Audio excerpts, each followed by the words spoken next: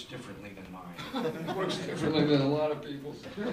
Tell me about that. I think that's Well, back in the Cold War days, you know, I just got to think of Washington, big what would you call it? Check.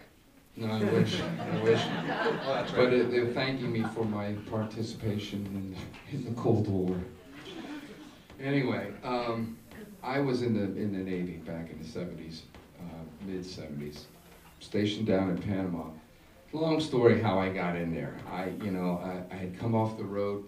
I thought I was really doing well. I was 18, right out of school, on the road with a great band from Philadelphia. I worked for Gamble Huff and Bell, the singer-songwriters down there, and they had the OJs, 3 Degrees. Actually, they had Hall & Oates at one point, Stylistics, Billy Paul, all these different R&B bands. Yeah.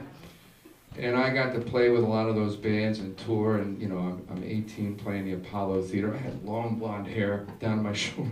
I stood out a little bit, needless to say, and I took a lot of... Welcome to Harlem. Yeah, I took a lot of stuff from some people, but it was a really cool experience. But fast forward a year, and they got busted down in Philly for this payola scam, and several of the companies, the record labels, went under, and I'd go away, and it was like 3 or 4 months, and I'm not getting any pay, and I thought, I'm 19 years old now, and I'm thinking that my career is over, and I was just bummed, and I had a girlfriend, and all this stuff, so on a whim one time, I joined the Navy. So I woke up the next day, it's like I couldn't get out. It was pretty scary. So the one thing that you needed a high school education for was code. It was called, at that time it was called communications, but they changed it while I was into cryptology. So it was the same thing, but you needed a background check, you needed all this FBI stuff, these people would come to your house. And you passed? Well, I made a deal with the guy at the end of this really long table. There's one big chair here, and it was so high and so dark that you couldn't see his face when he's asking you these questions, and you're sitting down at the other end. And it's like, if you tell us the truth, we'll grant you waivers. So I had a lot of truths to tell. I got a lot of waivers, and somehow I got in there. And it's basically, don't let it happen again, but you know, I got a top secret clearance. So it was pretty scary.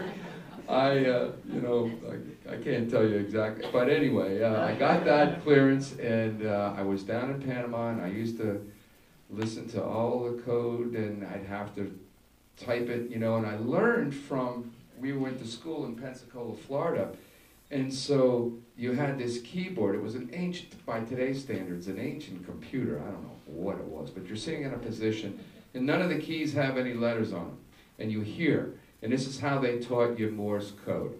And you had to get up to all these really fast groups of going, and I'm flying through this course. I did the 100-day course in 21 days.